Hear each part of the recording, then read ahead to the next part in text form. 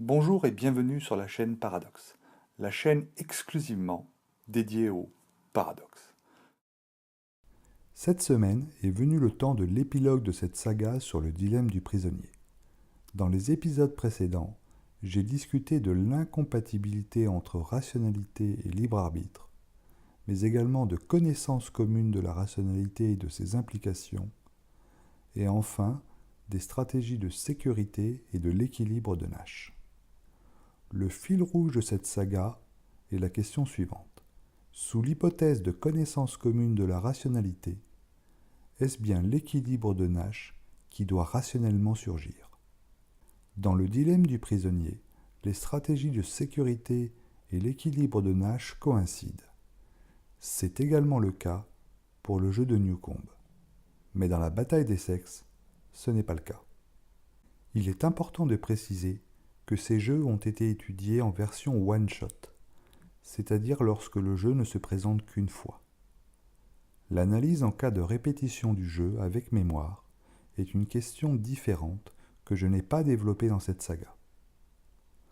Ce que je déduis de mes analyses précédentes, c'est que l'équilibre de Nash ne correspond en rien à l'issue rationnelle d'un jeu.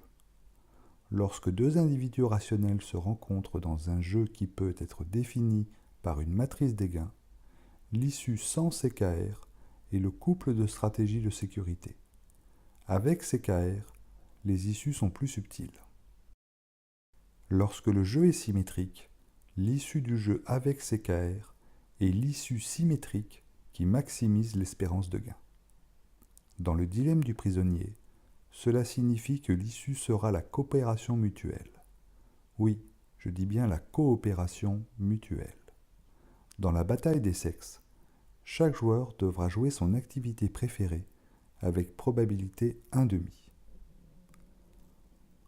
En théorie des jeux, on considère qu'il est irrationnel de jouer une stratégie fortement dominée et qu'il faut donc, en premier lieu, éliminer ces stratégies fortement dominées.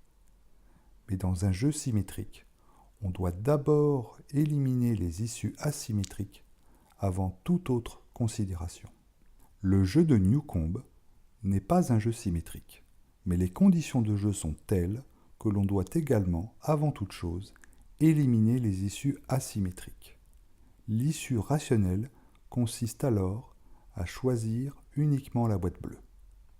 Bien sûr, ces conclusions semblent paradoxales, mais sont-elles plus paradoxales que celles que l'on nous impose depuis des dizaines d'années? C'est à vous de voir si mes arguments vous ont convaincu ou non. Pour conclure cette saga, je vous présente encore deux problèmes. Celui de la poule mouillée est le suivant. Deux fous du volant se font face sur une route, chacun ayant le choix entre poursuivre tout droit avec le risque d'une collision ou dévier et risquer d'être traité de poule mouillée. L'autre est celui de la chasse au cerf.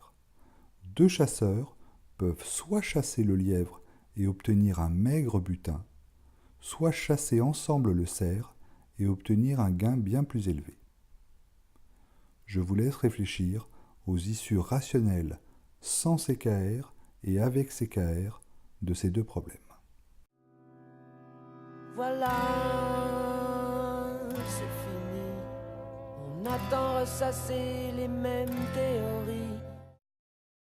Attention, dès la semaine prochaine, le format de la chaîne Paradoxe change. Alors rendez-vous samedi prochain à 9 h.